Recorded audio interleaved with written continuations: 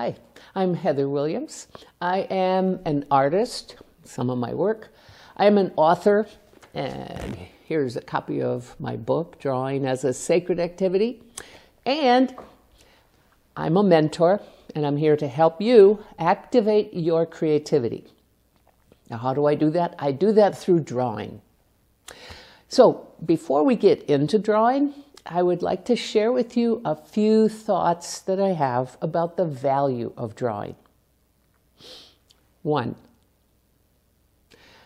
drawing a line is natural for every human being. Evidence? Picture a 3-year-old child. Give them a crayon and a piece of paper. And that child will draw a line and it will be meaningful to them. And if you take the crayon away, they will cry. Number 2, we are all conditioned to grow up believing that the world around us is separate from us. It's outside of us, apart from us. And I think this is due in large part to growing up and learning to name things. Now, words and language are wonderful. They are magnificent things that help us. However, there are some things words can't do. Now, words, we have identifying things. Well, this is a hand, and this is a piece of paper, and this is a drawing. Those are words. Now, to draw this, you can't draw H-A-N-D. To draw this, you have to use a different part of your brain or your mind. So naming things sets us apart from what we see. Drawing things begins to connect us with the world around us. Now there's number 3. And that number 3 about drawing, why it's important and valuable, is point of view. You have a point of view, I have a point of view. All of our points of view are unique. Think about it. There are billions of people on this planet looking at this world, but no one looks at the world through your eyes but you. So we each have a responsibility to learn how to see clearly. Naming things sets us apart, and drawing things connects us. Learning about our point of view begins to connect us with who we are. Now, I am not going to be advocating my style of drawing. Your style of drawing is inside of you already. Your job is, through practice, to draw it out. It's an unfolding process. Happens naturally. Okay, one more thing. Drawing, painting, singing, dancing, sculpting, writing a poem, acting, playing the piano. These are all forms of art, and there are many more. But all the forms of art draw upon the one sacred source, which is within us, for its power. Now, when you think of power, you think about the world's power. You might think about Wall Street power and the oil and gas industry power and the automobile industry power. These are worldly powers. However, none of those powers draw upon what the artist draws upon to channel their energy and their power into their work. The power of art is interior. And you will draw upon your own creativity as you turn within and begin to draw it out in whatever form works for you. Now, I am going to share a little bit of 5 actual steps of learning what you need to look for in order to draw what you see. And I'm going to use what I learned in my 5-year apprenticeship with Norwegian master artist Jan Valentin Sæther. I lived with him and his family for 5 years, and I learned these things. I'm going to share them with you. So, are you ready to draw?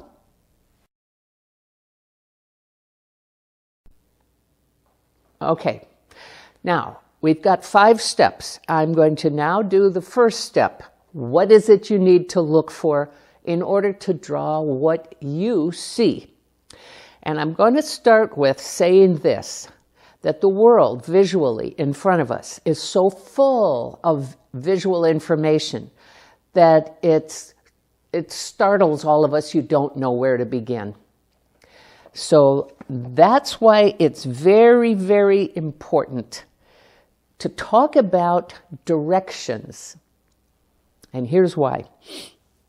A direction is either vertical, horizontal, or diagonal. I'll talk more about that in a minute. But a direction is the edge of something seen from your point of view. It could be the edge of a piece of paper. It could be the edge of a book. It could be the edge of an arm. The edge of something from your point of view. That is what a direction is. That's different from, I'm going to draw this object, this hand. That is, the object is something you know as a word, a door, a hand, a fence, a tree. Those are named objects, hard to draw. You can't draw that. What you have to look for first is directions. So looking at wherever you are, you can look and you can find a vertical direction. And from your point of view, you can find a horizontal direction. And they're all over the place, a million different diagonals, the edge of the lamp, the edge of the curtain, the edge of the chair. 3 directions to look for. That simplifies the process of drawing. Directions, vertical, horizontal, diagonal. That's the first thing to look for. Now, for step 2, it's called extend the directions. On page 38 in my book, I say this: extending the directions helps you to make a structurally sound and proportionately beautiful drawing. How do you do this? It's easier said than done, of course, but just being willing to do it works. Let me show you. So in this little example, we've got edges, directions. The point of extending the directions is not to be concerned with where does this begin and where does it end, but just to say, if I were to lightly draw, it is lightly relaxed drawing, and if you were to extend this just lightly up here, or you were to extend this up here, you would find that you are able to connect the other things through these extended directions. Everything begins to relate.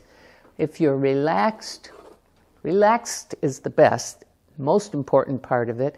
And then like a little child, when they draw, they want to be everything just sort of perfect. You got to let go of that. It's just relaxing, and you're feeling this is the direction and it's about here. This is the direction and it's about here. You're extending the directions, and that allows you to see where other things connect with it. Maybe the ear comes down here and connects with this line. Things connect. That's where you begin to see the relationships of things.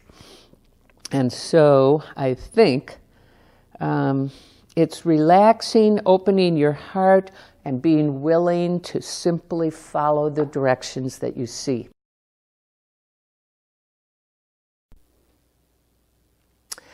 Now, the third step in drawing what you see is called intersections.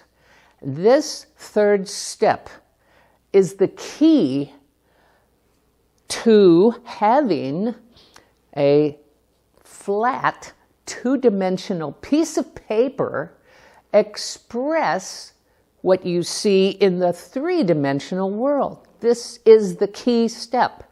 We call it intersections. Another name is the Y shape. The Y shape, Well, look at this. This is where one direction is coming down, and this other direction intersects and stops and goes behind this one.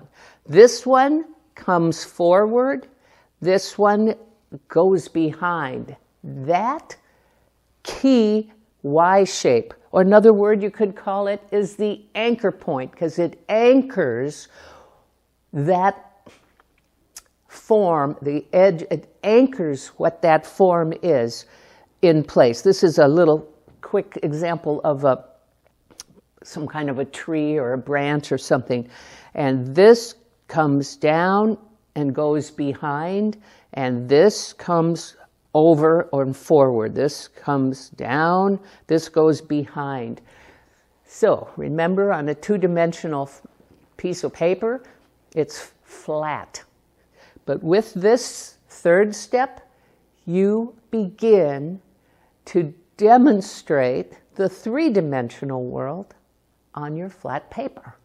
You're paying attention, and you're going to probably, with a little bit more emphasis, emphasize right here. This is the anchor point. And as you do that in your drawings, you'll notice pop out.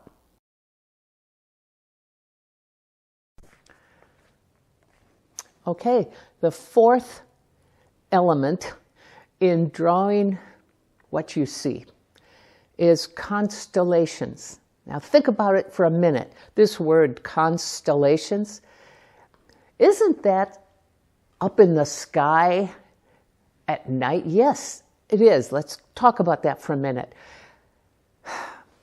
Like the Big Dipper and Orion, they're up there every night. It is a pattern of stars that is consistent up there reliably. And it's always interesting to think that years and years ago, when there were ships out on the ocean, that they navigated through the dark night where they had no landmarks. They navigated their ship by looking at the constellations and knowing the North Star and the Orion and where they were. They could guide themselves. You will guide your drawing by looking for 3 or more Y shapes which form a constellation. Now, if you're looking at a person, you have constellation of the neck, the shoulder goes behind the neck comes forward, many things around the face, the body. Landscape is something too. Everything you see visually, this goes behind, this comes forward. This goes behind, this hill comes forward. It is part of our visual world. As you begin to pay attention to the Y shapes and then look for a pattern of Y shapes, you will navigate your drawing successfully, because what you will look at is you'll look at the world you're drawing, and then you'll look at your paper. And with this similar pattern, do I have the similar pattern as what I'm seeing? And I'll tell you a little something. When I first actually realized this, I was drawing, figure drawing, and I suddenly looked for that pattern and I realized, oh, this side needs to be over here, wherever. It was in the wrong place.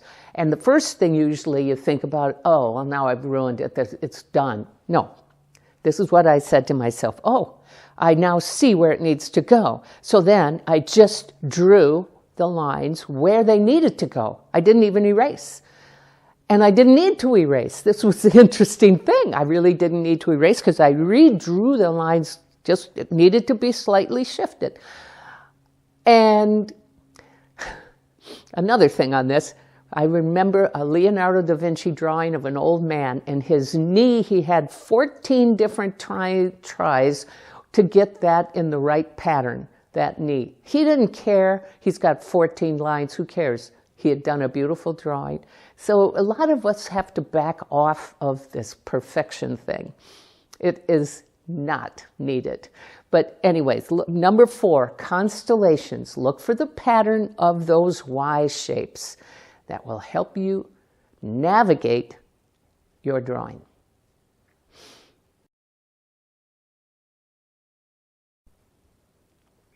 All right, we're ready for the fifth step, and this is when you've really laid in all those directions and paid attention to the pattern of intersections, and you've clarified your constellations. Now you're ready to put some shading in, or we could talk about the scale of light from the darkest dark to the lightest light.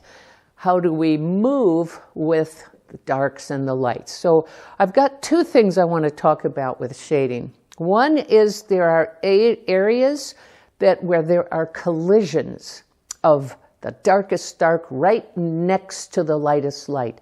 And that is just called a collision because on your visual experience of that area, it's like a car crash. It's like bang, it's strong, it grabs your attention. Just notice that the advertisers on billboards or on TV or wherever, they will have collisions because, pow, your eyes open up. Wow, what's that?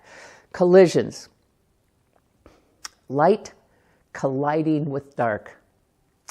And then we have another area called transitions, which is a soft moving from the dark gradually to the light, which creates, on your two-dimensional paper, it creates a feeling of roundedness. It creates a feeling of going away into the distance.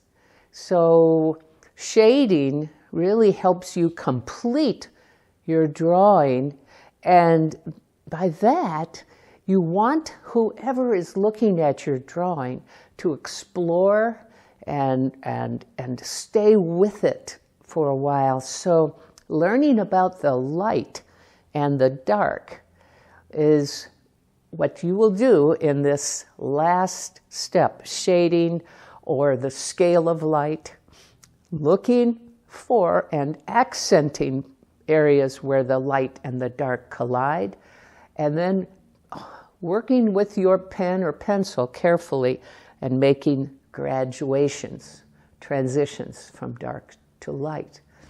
And then you will have created a beautiful drawing.